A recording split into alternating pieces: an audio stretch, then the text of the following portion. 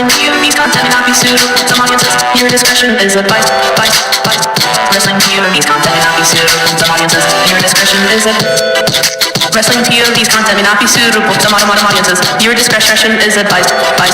Wrestling POV's content may not be suitable to modern audiences. Your discretion is advised. Wrestling POV's content may not be suitable to some audiences. Your discretion is advised. Wrestling POV's content may not be suitable to some audiences. Your discretion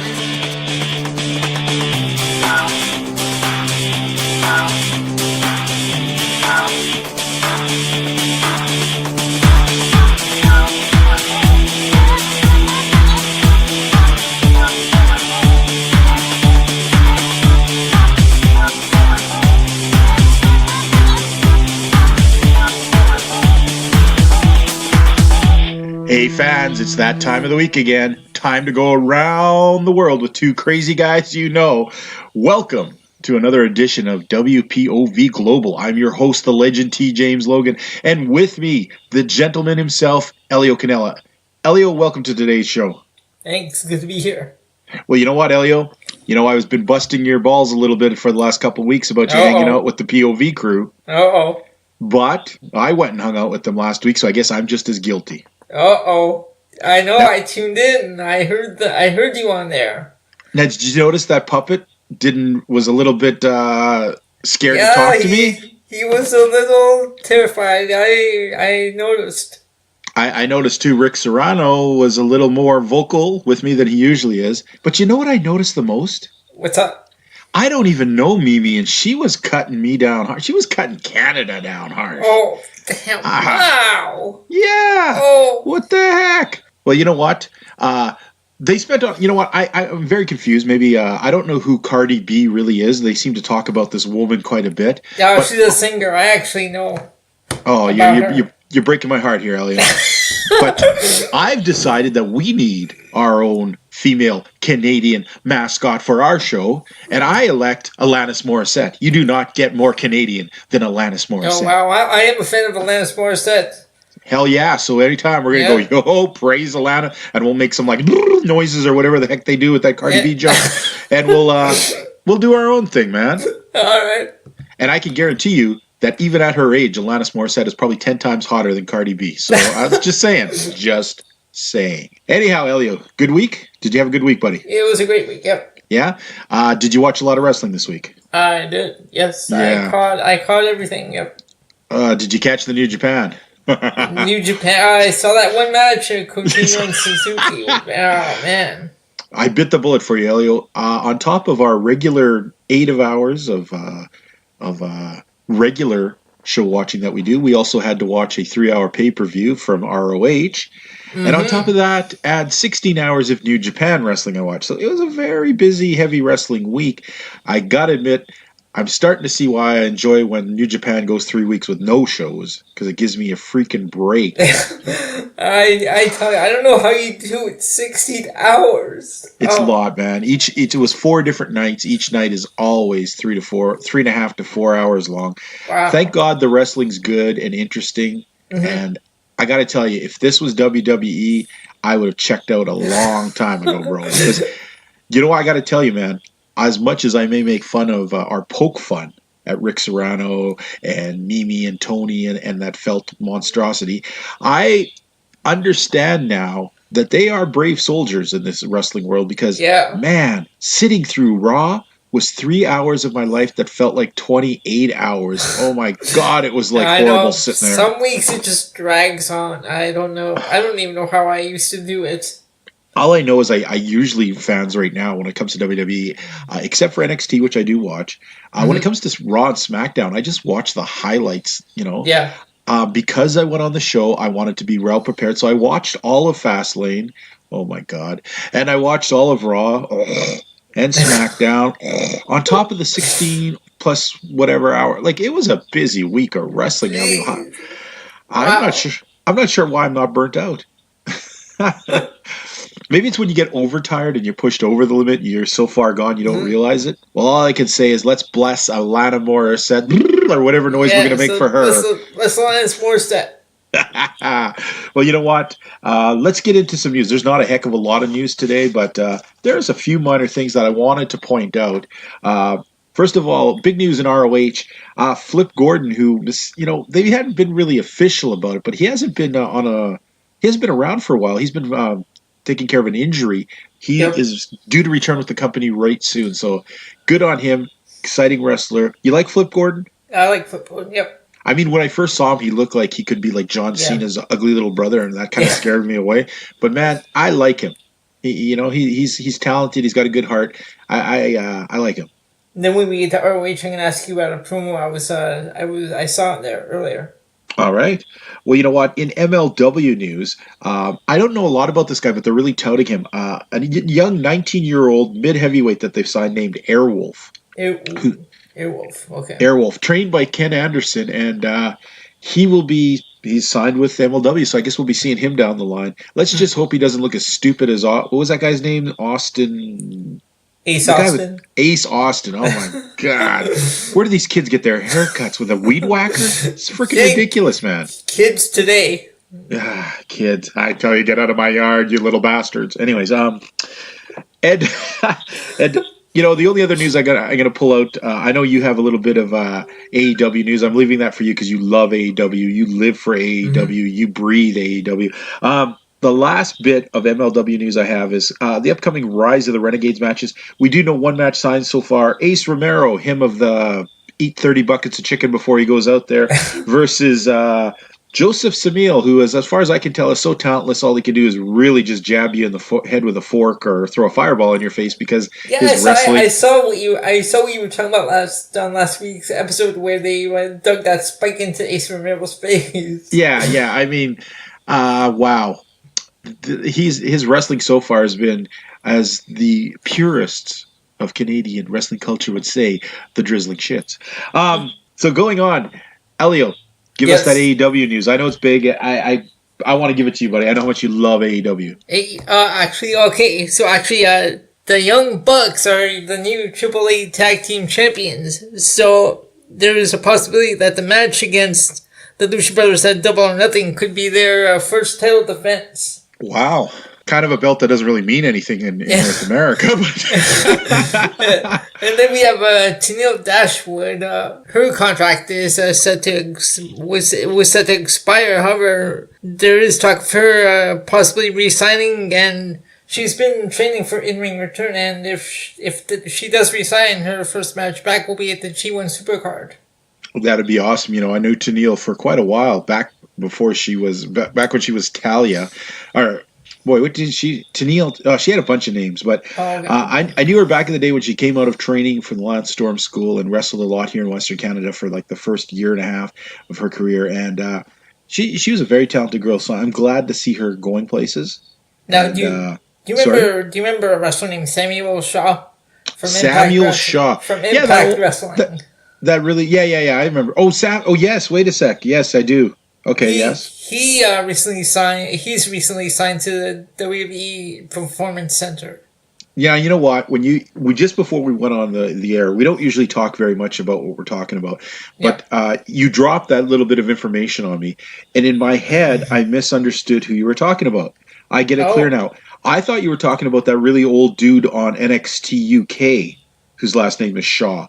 Oh, okay. I thought you were talking about that guy. I was like, that's why I was making fun of that. You were talking about the guy who was the Dexter Creepo with the gloves and crap. He was involved in that storyline with Christy Hemme. Yeah. Yes. When you say, you even dropped something about Dexter, and it went over my head, and now I put it all together. And okay. And then the final piece of news: another star might be exiting Impact Wrestling. Oh, well, there's a big surprise. Who's that? Eli Drake. I'm upset about that. However, that could open the door for me to take his place as Elio Drake. Elio Drake, his brother. Wow. Are you his older or younger brother? We'll let that one slide. Yeah, we'll let that one slide. Hey, just one last thing I want to throw out here, the news you gave me. I did notice how you talked about, this is how important the AAA belt is, tag team belts. Who did they even beat? Did you even know who the champions were? I don't know who the hell they were. I don't even think they mentioned that. Who the champions were. Yeah, They just said the Young Bucks are new AAA Tag Team Champions, and they're possibly going to be defending against the Lucha Brothers at Double or Nothing. All right. That tells you how important. That tells you how important that belt is. I could not even name you any AAA Tag Team Champions within the last 5 years. I couldn't name you any at all. Yeah, so it's kind of a little, I guess, little set dressing for the AEW pay-per-view coming up. Wow. Hey, do you know what? I had a friend recently offer me, Elio, that they had an extra ticket for the AEW Double or Nothing show. Oh. Yeah, a $200 ticket in the mid bowl. It was supposed to be really nice. They wanted me, of course. My wife said no. It meant I would have to pay the $200 for the ticket, then fly down to Vegas, plus get a hotel room for 4 or 5 days.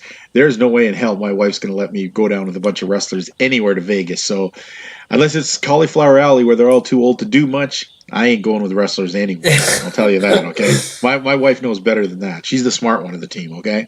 So, yeah, I did. It still was cool, though, that idea that I could have actually been there. Wow. How cool would that have been? That would have been cool. Well, you know what? I think we're going to wrap up the news right now, and let's talk about what has been the major portion of my week of wrestling.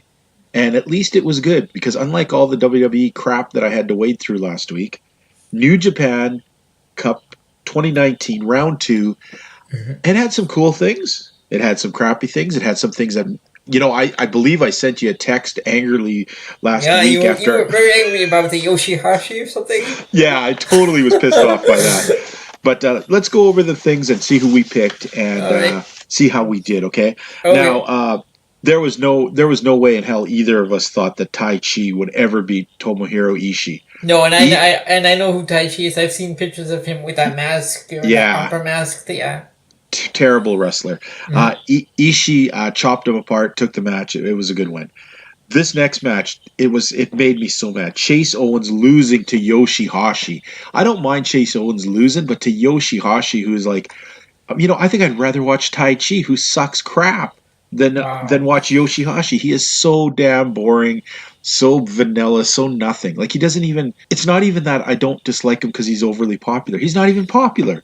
He's just like, you could blink and miss him sort of wrestler. And so Chase Owens working so hard in the first round, actually had a great match in the second round, and losing to Yoshihashi, it made me mad. But we both picked Chase Owens to win, so we both lose this one.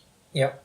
Okay, now there's neither of us saw Okada losing to Mikey Nichols. No. Mikey Nichols, who formerly of TM61, I don't know if he's actually staying around the company, but he did not advance. Okay. It'll be Okada. In a neat little man versus big man match again, Will Ospreay defeating Lance Archer after taking quite a bit of a beating, got in the sneak win. Tanahashi. Okay, this match was incredible. This one is another one of those matches like the Chase Owens first round where you see something out of a wrestler and they lose and you're feeling disappointed because they've made such a great showing. Rizuchika Taguchi, the coach? Risuke Taguchi. Taguchi, right? The coach, the idiot, goofy, throw his ass around, do all that stuff. He took it to Tanahashi, and he just about won. And at the end, I almost thought he was going to win. Incredibly good match, actually. Tanahashi gets in with two sling blades at the end to take him out, but really good match. I was very surprised at how... I've said this before. Taguchi's the kind of guy, he acts like an idiot quite a lot. Lots of comedy stuff, but you put him in these tournaments, you put him in something important, he'll either win or come so close to winning, you remember that this guy is actually a darn good wrestler. Yep. So it was good to see that. Zack Sabre Jr. submits Kota Ibushi. Very surprised at this. We both picked Ibushi to win. I guess Zack Sabre might go all the way again. He won last year's tournament. I thought Ibushi, we both thought Ibushi, re-signing, having his momentum would be the obvious winner here. Not so much. Okay, here's where we split. Okay, we both picked different guys for this. You picked Toriano. Okay. I picked Colt Cabana. Colt Cabana won over Toriano. Yes, the match. Wow. The match was 10 minutes of nonsense. Lots of ridiculousness, chasing each other around, pulling off turnbuckles, playing jokes on each other. No. But Colt Cabana... I noticed in Japan they don't have turnbuckles. They have like that tall like boxing pad or whatever. Yeah, and one of the Yano's big thing is one of his comedy spots is always run to the corner, untie the thing, and use it on somebody. which is pretty dumb. Oh, But okay. it took turns. Like Colt went around and found that he had some tape hidden in his shirt, so he threw it in the crowd, and then the referee found other tape in there. And then when he got the tape, he taped up the turnbuckle, so when Yano tried to rip them off, they were taped to the thing. So he was mad at that, and then it got ridiculous even more. So, but it was comedy with a good no. ending, and Colt Cabana looking Yeah, good, okay.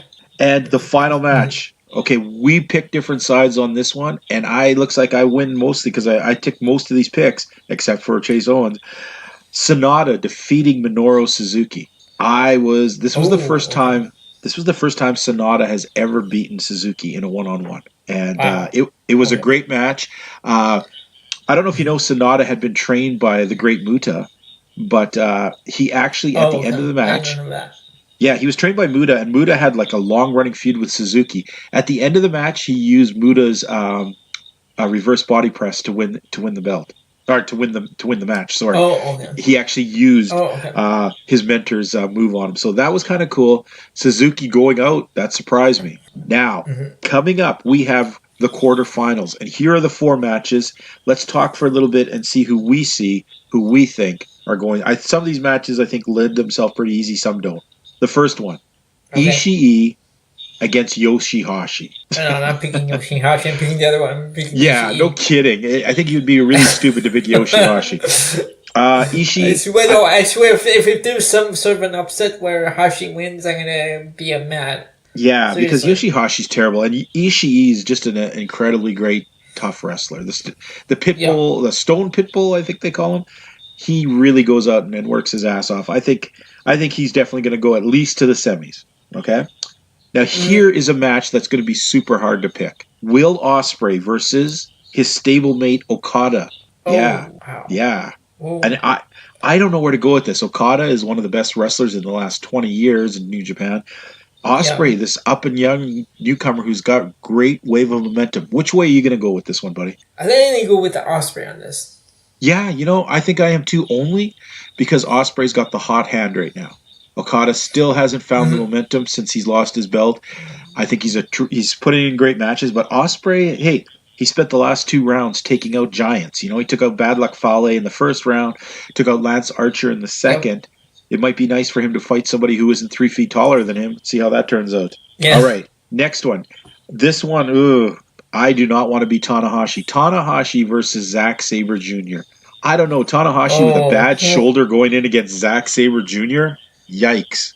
You know what Zack's going to do in this match. I'm sure he's going to go after the fingers. I don't know. I'm going to, seeing as how you said, like, he did win last year. Yeah. And he's done well this year. I'm going to have to go with Zack Sabre. I'm going to go with Zack Sabre too, only due to the fact that he is. We've talked about this a lot. Tanahashi's walking wounded so long for now. Now he's going in with against a guy who's going to manipulate all of those injuries. He gets a hold of Tanahashi's shoulder. That's it. Zack's going to do everything he can to hurt him. So I'm going to go with Zack Sabre Jr. also. And the last match of this thing, and I think this one might be easy to guess too, Sonata versus Colt Cabana. Who you picking? Sonata. Yeah, me too. I think Colt had a nice little showing, but it's time to get serious. And Sonata. Okay, you know what? Colt's had his moment. He's had his time years ago. It's time to go. Yeah. Time to go. Well, you know what, fans? Those are the upcoming matches. If you think you see who the clear winner is, there's 8 guys left in this tournament.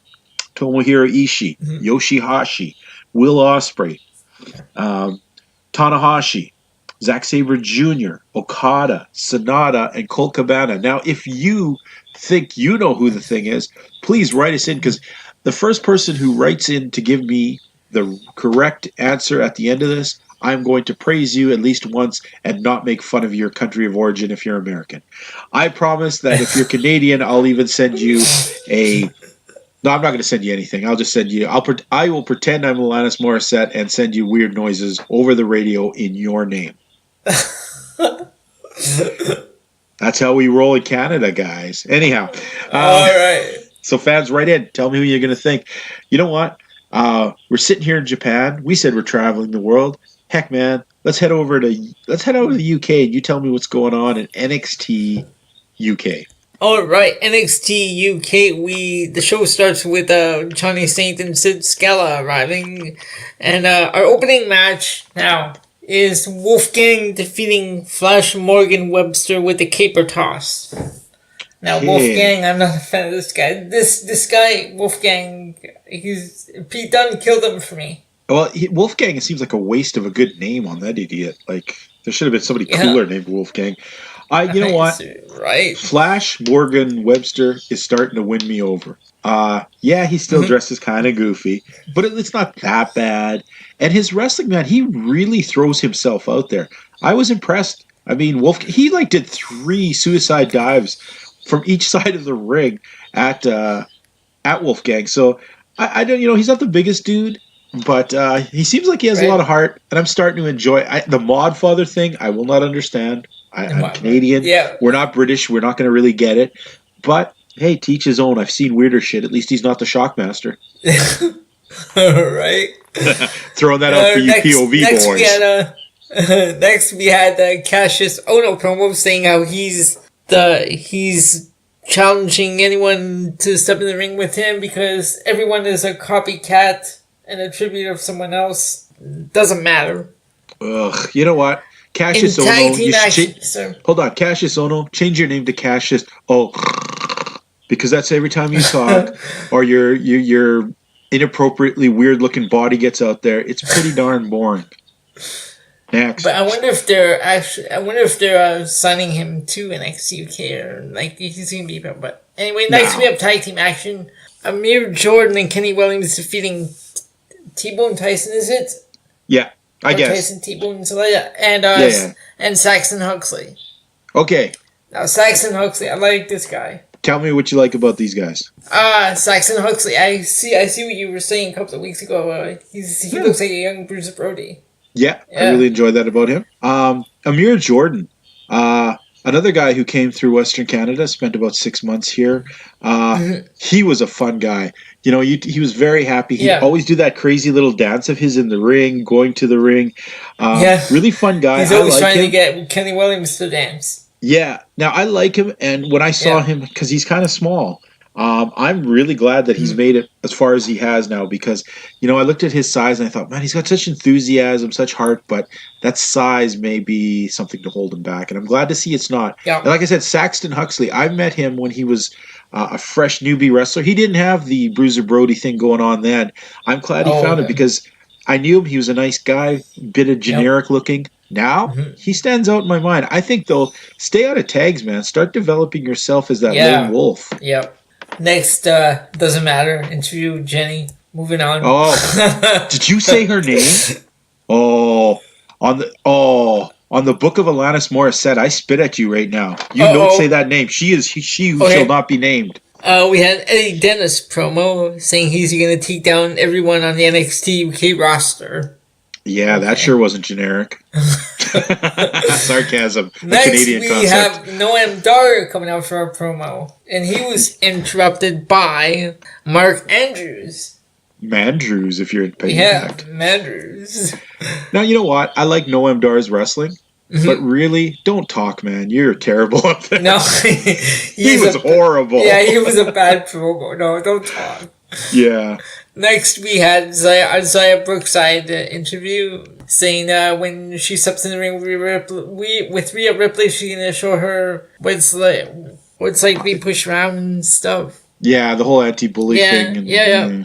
Okay, Kaylee Ray made her debut next. She defeated Candy Floss. Poor Candy Floss. Man, this chick gets beat every week by somebody, eh?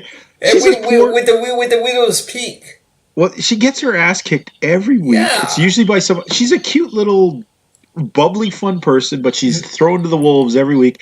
This week, Kaylee Ray looked like she wanted to kick her uterus out. She was so angry. Like she was out there kicking at that Kaylee Ray.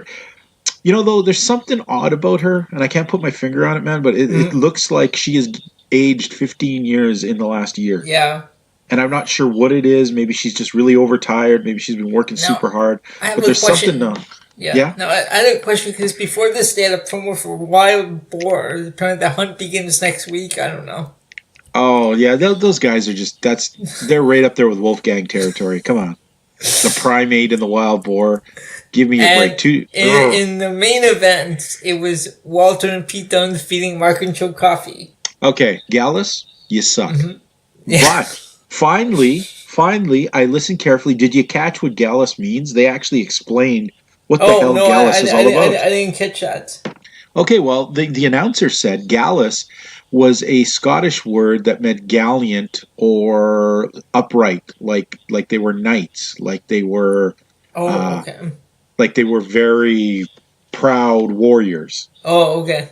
Not just crappy Scottish wrestlers that they are. And I'm Scottish, but those guys are horrible, man. Wow. Coffee. The reason they call them coffee is because you got to say their name to wake up because you can't find any to drink to stay awake during their matches because, man, they suck. They do suck. They're terrible. Oh. And they're the main bad guys on UK. Come on. Get some other... Hey, at least we didn't get Ligero this week. No Ligero. Thank goodness. Okay, sorry. I'm sorry. Yeah. Terrible match. The ending, of course, obviously, I think they're going to fast track Walter. I think he's going to capture Pete Dunne's belt. Yeah. Quick. Because they showed them facing off at the end of the match.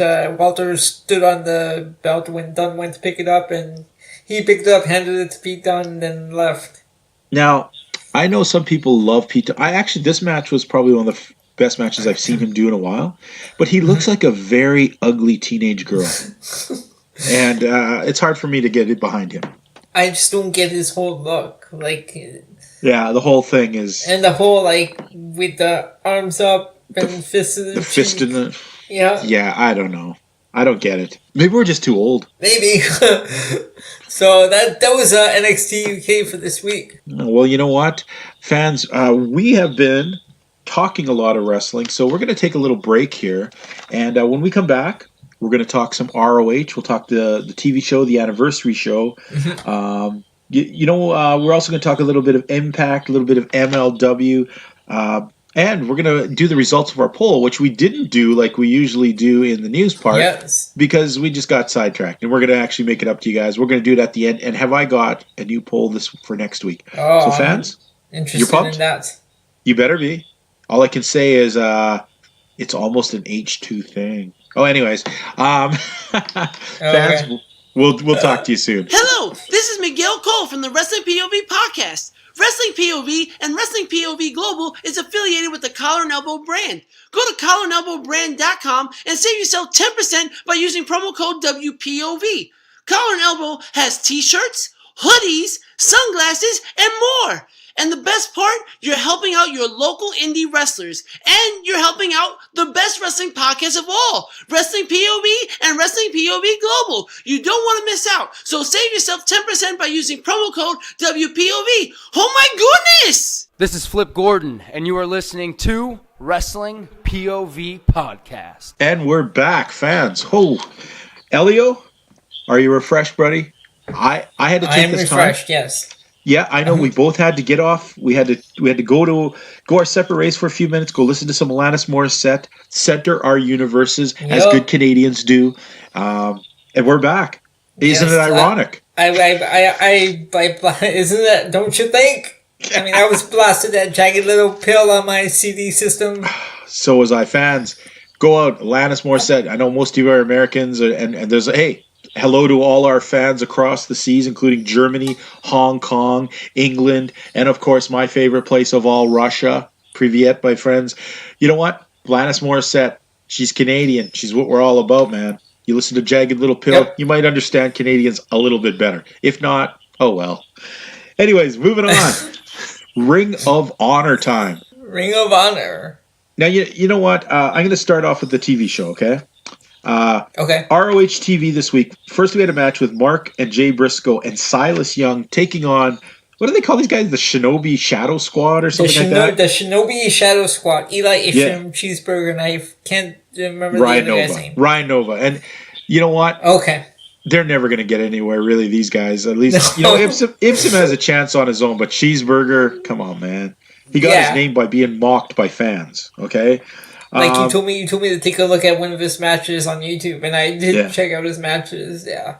Yeah. Wow. Eh. I think you're 10 pounds heavier than Cheeseburger, to be honest.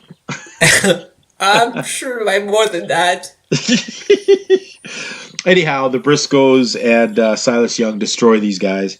Second match. I don't know why these guys don't come up with a better name, but the two fatties from wherever, Brian Felonious. Yeah, the bouncers. The Brian bouncers. Malonis and the Beer City Bruiser. Beer City They're Bruiser. the bouncers. That's what they called. Defeating two jabronis who I'm not even going to name because you'll probably never hear their names ever again.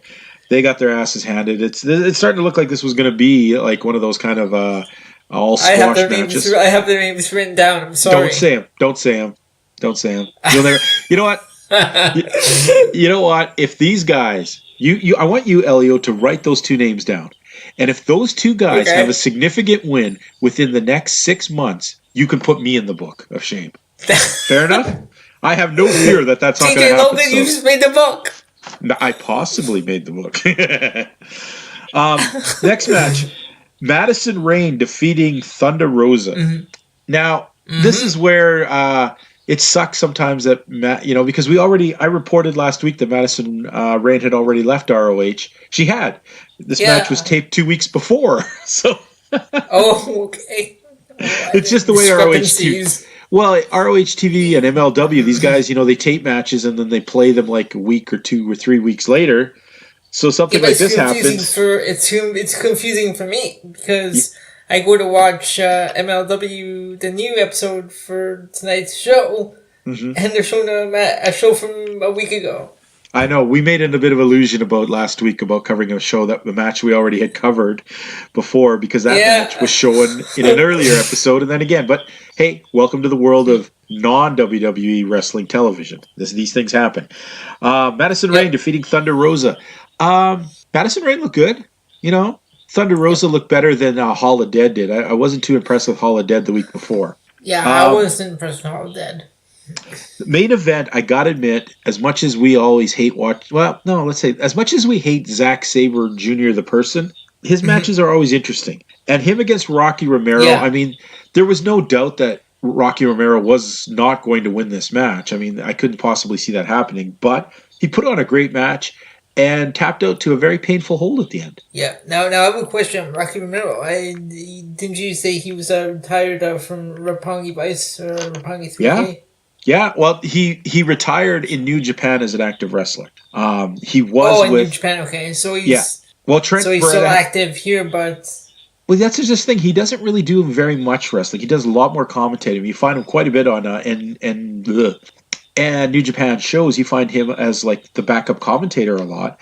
He also manages Roppongi 3K, and he's still a member of the Chaos stable, but he doesn't wrestle very much. So this was a neat treat because he is a really good wrestler. I mean, he's a smaller guy, but he's a very good wrestler.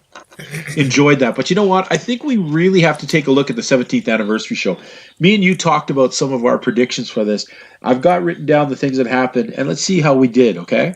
First match, Marty Scurll. Okay. Marty Scurll defeats Kenny King. We both called that. Neither of us wanted Kenny King to win. Yep, we did. Once again, Kenny King showing middle-of-the-road mediocrity. I still don't get why this guy is in any matches. He's got to do something. Marty Scurll pulled it out. Yeah. The win, yep. Now, this one, we both called this one too. ROH Television Champion, Jeff Cobb, defeating Shane. Man, that guy's a lump of... Anyways, Taylor. Yeah. It's exactly what we thought. Tell you that, Cobb throwing around that Taylor. That drop kick that he threw at Taylor. Yep. Incredible stuff. Yep. Jeff Cobb just amazes me.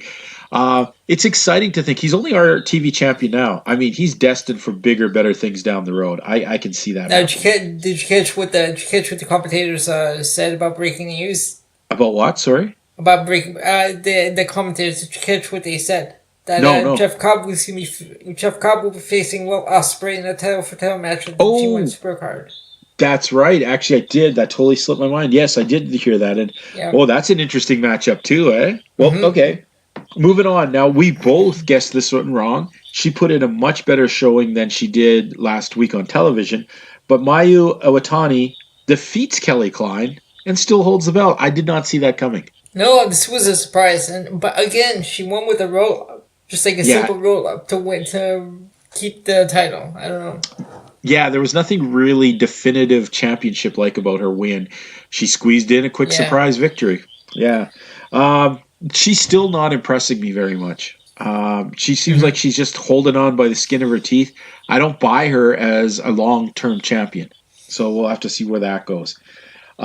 Roosh defeats Bandito. I picked Roosh. I believe you picked Did you pick Bandito last week? I can't remember. But I know I picked No, Roosh. actually, I didn't pick anyone. I said, you said everybody wins for this match. Everyone wins because of the match. It was going to be because of who was in the match. But it was when a I really watched good it back, I actually picked Roosh to win. Okay, yeah, great match though. Really good match. Roosh, definitely the hotter of the two wrestlers right now. Bandito, who knows where this lifeblood's going to take him, but he was okay. He looked okay, but Roosh definitely was the star here of this one. Now, I got to ask you, Jay Lethal versus Matt Taven, a 60-minute draw. First of all, did you think Matt Taven could hold 60 minutes with Lethal? No, I didn't expect it to go that long, 60 minutes. Okay.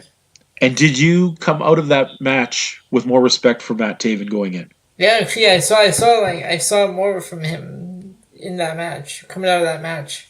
Now, I've said Matt Taven's that kind of guy. When he first started, I couldn't stand him. Yep. And the last while, I've seen a lot more in him. I think this match really made him. He didn't need to win the belt. This match made him a credible star. What confused me was all the chaos on the outside with the Kingdom, and I think they attacked Jonathan Gresham or something. Yeah, you know what? I don't even think they needed that junk. Yeah. They should just let it go as it was. That one kind of took me out of the match for a bit. Yeah, and I think it was not a good idea. I think people didn't realize that Taven could hold as well as he did. And I mean, let's face it, Jay Lethal is a total wrestling machine. Mm-hmm. I've talked with him, dealt with him so many times. He's a great guy and a really tremendous wrestler. I've seen him live so many times. He is definitely worth checking out if you see him. Okay, and this one makes me extremely happy. We both did not see this coming. We wanted it to come, we said, but we didn't think it was going to happen. PCO and Brody King defeat the Briscoe brothers to win the tag team titles. I did not expect this to happen. We wanted it, but we didn't think it was going to happen. Yeah, we both figured the Briscoes are going to hold on to it because they plan to kill everyone on the pay-per-views. Well, you know what? Yeah, that is true. Those murdering bastards. PCO. You know what? Everyone thinks he's just this Canadian cyborg, crazy man. You know what? When he won, me and Elio got on the phone. He was enraged. We played some Alanis Morissette for him. He calmed down. He talked about poutine and all kinds of things that we didn't even know because we're not Quebecers. You got to understand. He's from Quebec, which is a whole different part of Canada. That's weird. It's like, how there's Texas in the U.S.? It's like Quebec and Canada. But you know what? He is Canadian, and we have done nothing but marvel at how great this guy has been since his return. Yeah, he's been fantastic, yeah. And you know what? Good on him. World Tag Team Champion. Brody King, I want to see him step out a little more. He seems like really shy and quiet and reluctant for such a massive man. I want to see him get in there, let loose, kick some ass, and show people how you got there, Mm-hmm. Don't let old man PCO, outshine you all the time. I mean, yeah, you got to throw yourself around. Come on, the guy's twice your age. Yeah, Step it up, Brody King. PCO is great and he's excellent in the ring. He can move around that ring, but Brody King's got to do some more too. Yeah, definitely.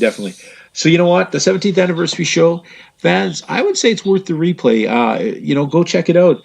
The 1 hour draw, I know 1 hour matches can sometimes be really rough for people. This is one that had a good feel to it. It didn't really feel like an hour, and I enjoyed it.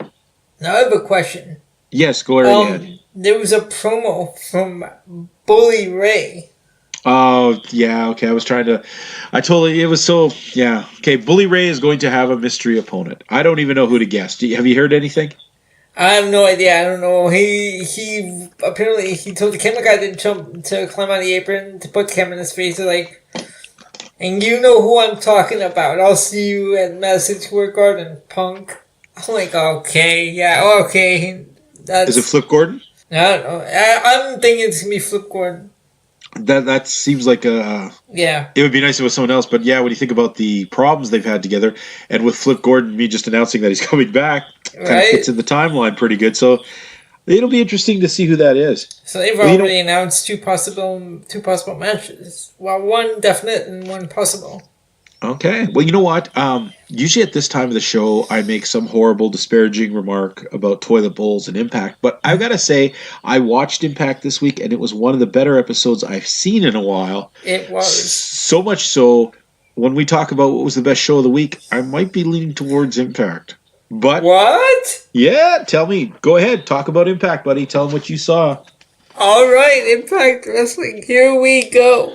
Impact Wrestling started with six-man tag match with Rich Swann, Willie Mack, and Tommy Dreamer. Okay, you almost lost me there, guys. You almost lost me. OVE and Tommy Dreamer in the same freaking match. You almost made me turn off the show. Say it. I'm going to say, far be it for me to agree with three morons, but OVE is right. Tommy Dreamer has no business inserting himself into this story. So go away, get off my screen. You know? I'm sure Not that I condone anything OVE says or does. Yeah, no kidding, eh? The day we have OVE, the day they induct us into OVE.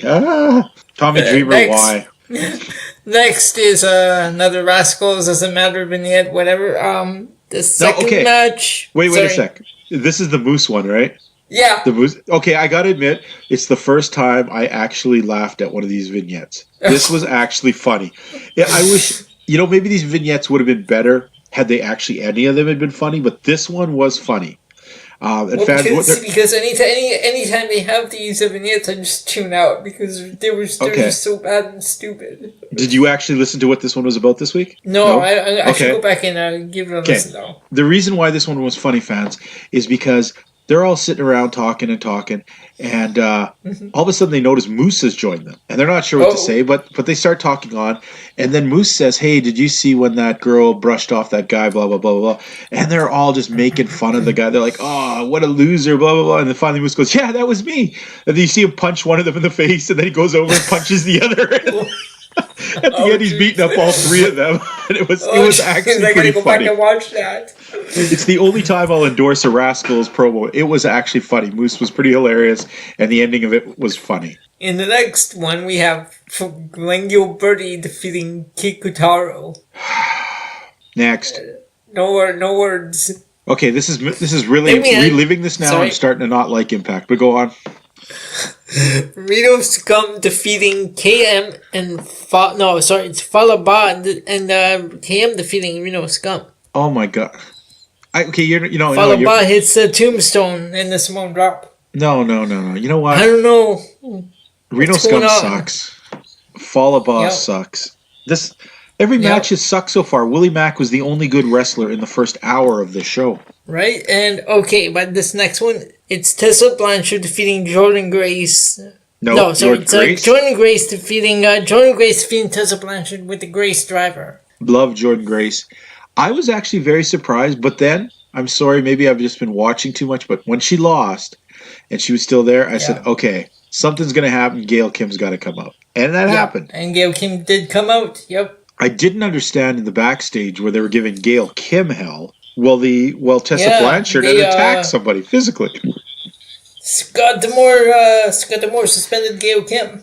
Yeah, that's just ridiculous. Okay, yeah. That part, they didn't even Grace need is that the number part. one contender. Now, Tessa Blanchard, why does she look so angry? Because her dad was Tony Blanchard. Have you noticed how angry she looks? She always looks angry. She reminds me of my ex. You know why she's angry all the time? Look how tight her shorts are. Why? You would be angry if your butt was hanging out like that constantly, too. Then the next match, we have Eli Drake and Eddie Edwards picking up the win over Dizzy Hit Squad. Yeah. Okay. First of all, I hate how the Dizzy Hit Squad's being used. They should be packaged better. They're both talented guys. And this whole back and forth Eli Drake and Eddie Edwards thing is it just doesn't make sense. It doesn't feel right. It's just like it feels like really put on. This week you're friends, next week you hate each other. I don't understand. Alicia Edwards was wrong. Alicia Edwards was wrong. There's nothing there. She said there's something special here. I'm like, I'm thinking, Oh, no, there's no, not. no. Next. And next, after that, we had the last segment, which was supposed to be Johnny Cage's title defense against Brian Cage. However, it was Killer Cross carrying Impact out to the ring on his shoulders. And he laid Impact in the ring and put a cinder block next to his head. Then Taya Valkyrie comes out with Brian Cage, begging them to go and help Impact, and then we get the heel turn. I gotta say, okay, first of all, I want to rescind what I said about this being the best show of the week. Actually, looking back, I guess I just like this last part. Taya Valkyrie and Johnny Impact, is that what he is this week? Now apparently it's Johnny Turncoat. Yeah, you know what? They're better as bad guys, those two. I never bought them as good guys, and this opens up a better... And you know what? It changes the whole dynamic. Although, I really don't want Brian Cage. I'm not very enjoying. I don't really enjoy Brian Cage. Yeah. But now it's 3-on-1. Brian Cage fan, no. Yeah, now it's 3-on-1. 3-on-1. So what? Now Killer Cross and Impact are friends. Oh, isn't that how it works in the world of professional wrestling? You turn bad guy, and then all the bad guys are your buddies now. Yeah. Everything's all forgotten. Yep. Everything's forgotten. All I can say is Taya Valkyrie, Jordan Grace is hot on your ass. You better watch yourself because I think that girl's. We had an interview with her just a little while ago. We did. That was a great interview. Yep. And great girl. I really enjoy her. It's great to see her rising up. You know. So that was Impact Wrestling for this week. Aside from the Tessa Blanchard Jordan Grace match, I don't know. Looking back now. You know, like I said, I feel really sorry for poor Willie Mack. He's stuck in the middle of all this horrible OVE Rich Swann garbage. He needs to be used better. I mean, there's a talented dude right there. I got my friend watching Impact. I asked her what she gave this week's episode of Impact. And what did she say? She gave it an A. Was she drunk? Did she? Wow. I think she should get back at you. That was mean of you to make a friend watch Impact. How are you going to keep friends if you keep doing that? No, she wanted to watch it. I just gave her the link. Oh, my. Like, go ahead. Have fun. Okay.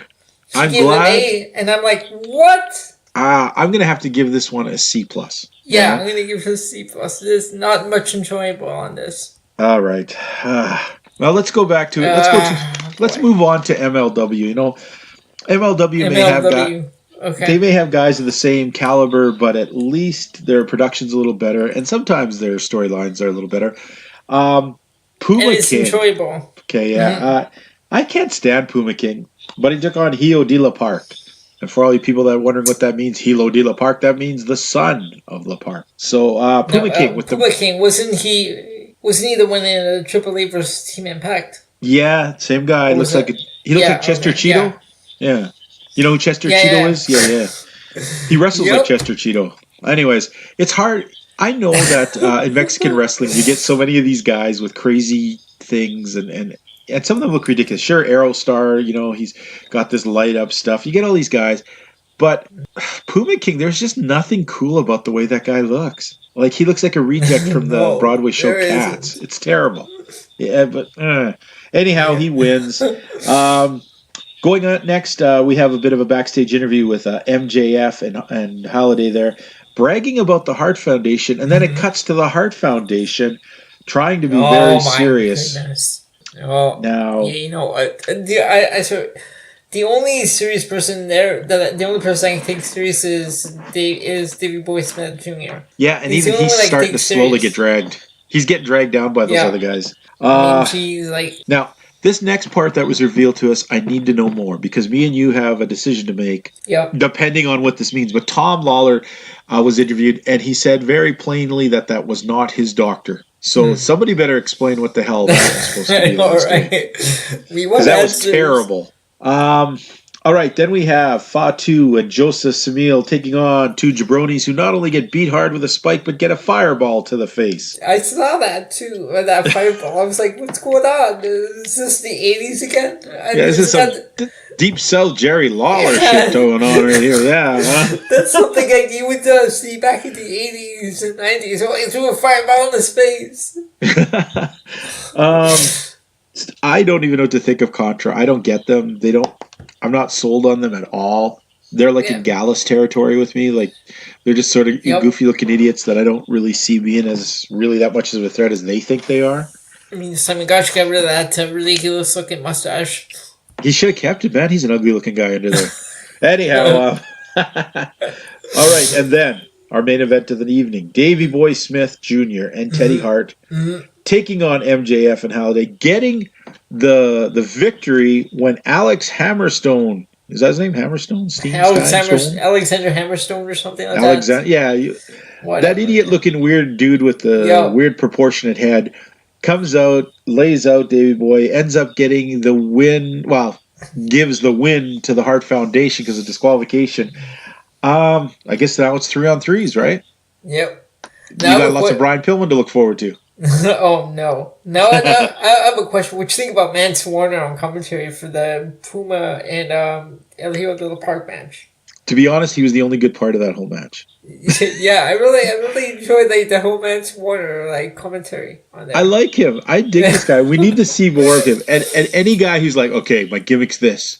First, I pull down the knee pad, and then I pick up the knee pad. Like, that's some deep stuff, man. Jim Kodak's acting like he's known him forever. When was the last time we saw each other? Yeah, never, but let's pretend we do. Now, I dig Mance Warner. Yep. This week's show, the Puma King thing brought it down. Mm-hmm. And the two idiots, it was like maybe a B-. Yeah, this one I wasn't feeling this week's episode too much. I'm going to say a B-. Yeah, and you know what? Looking back, NXT I would have given a B. Yeah. And our UK, sorry. And ROH I would have given a B also because there just wasn't a lot of meat to it this week. So it's kind of Impact Wrestling, no. Looking back now. You know what? I guess when they always say to you, it's like when you eat a great meal. When a chef says, you eat the last part, they remember the dessert. I remembered how finally things made sense at the end with Johnny Impact. And then in my head, I glossed over, oh, yes. Elio's calling, he's looking at the Impact. We'll talk more. And then as you're talking, I'm like, yeah, I remember how crappy that was. That was terrible. No. The match, the company I'm going to give this week, I'm going to have to say... I'm going to say ROH just by a little bit of a squeak, but not by much. A pretty weak week of wrestling. We don't usually we never include New Japan in this because they don't do a weekly show. We're just reliant on their big events. Let's talk about our poll. We threw a poll out last week. Our poll. Let's pull up the poll. We have... Okay, the question, first of all, before you give the answers, the question was, did you think that El Phantasmo was going to be a star breakout performer for the Bullet Club or just a utility guy? First of all, Elliot, what was your feeling on that? Well, I think you bring something fresh to the Bullet Club, something new to them. So do you see him as a breakout star or do you see him as just a utility player in there? I can see him as starting out as a utility player and then eventually breaking out on his own. Nice. Now, I've known El Phantasmo a long time. I've really enjoyed a lot of his stuff. I'm going to say, in my heart, I think if he's given a chance, he'd be a breakout star. I mean, look how he walks around the ring on the top. Look at those moves and fluid things he puts that's crazy. I love that whole walking along the ring, all around the ring, yeah. Yeah, I think he was going to be a breakout star if they give him a chance. What did the fans say? So, we had 40% saying yes, and 60 saying no. 60 saying no, huh? Yep. That's interesting. And we have stupid. And we have one comment. What? Oh, a comment. Let's hear it. From Ian Chapman saying, I think he might be their new junior heavyweight guy with Bone Soldier potentially jumping to heavyweight. Bone Soldier jumping to heavyweight. 5'5", 145-pound Bone Soldier making it to heavyweight. What? I don't see that ever happening unless they're fighting on a planet with a stronger gravity. Now, I'm not going to make fun of I am not making fun of our viewer. No. I think that's a good opinion. Yep. But the thing is, I cannot see the Bone Soldier unless he's going to eat another Bone Soldier and gets to have his way too. He's not making heavyweight, buddy. Yeah, I don't see him making the heavyweight. Moving to heavyweight. No. No, I don't see that ever. He's too small, and even though he's cut, he's still only like 145 pounds. He's not a very big man. I mean, that means he'd have to put on 75 pounds, and I don't see that happening. That's more than half his weight. Okay, so that was our poll for this week. Just a one comment. Okay, we got the comment. All right, you know what? Next week's poll, and me and you we've joked about this, but let's make it a poll, fans. We're curious. Yeah, The Hart Foundation. we want to know. The Hart Foundation. Should they be allowed to do promos or not? Hell no. Hell no, they're terrible as crap, but they seem to be pushed like crazy on MLW. So fans, you tell us, should these guys be given microphones, or should maybe they have a manager or something? Should it be yes or no? They're killing me every single week on MLW with their ridiculous H2 promos. Oh, H2 makes my soul die a little inside each time. I have a question. Why is it H2? Is it because... Hart Foundation, second division. Hart Foundation, second generation. Okay. Yeah. That's what the H2 is. I'm sorry. It's okay. It's okay. I'm not. I live 2 hours from Calgary. This is part of our heritage. No. I mean, I'm sorry. I asked. Oh, okay. Well, you know what, fans? We've had Elliot. Did you have a good time today? Sorry. Did you have a good time today's episode? I had a great time today. Yes, I always have a great time. Yep. Yeah, you know what? We got to talk about Alanis Morissette. That always makes it great. We got to talk about a lot of WWE wrestling. We got to talk a lot of non-WWE wrestling because you know what? Even the word WWE makes me kind of drowsy. We saw some fun stuff this week. We're going to continue to see some more fun stuff. Like I said, I'm going to throw one more shout out to my friends in Russia. We're going to end off today's episode now. Last couple of weeks, I've been ending with little big tunes. Little big tunes, yeah. Now, I know I'm throwing my producer a bit of a wrench, but we're trying to see about getting permission to use one of their songs regularly. But until we do that, I'm going to throw out a different one. This week, I'm going to throw out the song Pump It. Was their first big techno song. A lot of people didn't realize that, listening to the last two songs, you might think that there's some kind of weird rap band. They're actually a techno rave band, and this is one of their biggest hits. One of the funnest ones they do in concert anyways. It's called Pump It, and you know what? We're going to pump it on out of here. I'm your host, the legend T. James Logan. That's my co-host, that handsome young man over there, known as the gentleman himself, Elio Canella. Elio, say goodbye to the folks. Talk to you all next week. Have a great week. Long live Alanis. We fuck this system, we voice of wisdom. You hear us coming from the distance. Our style is poison here in your head voices. The mic screams loud and noisy.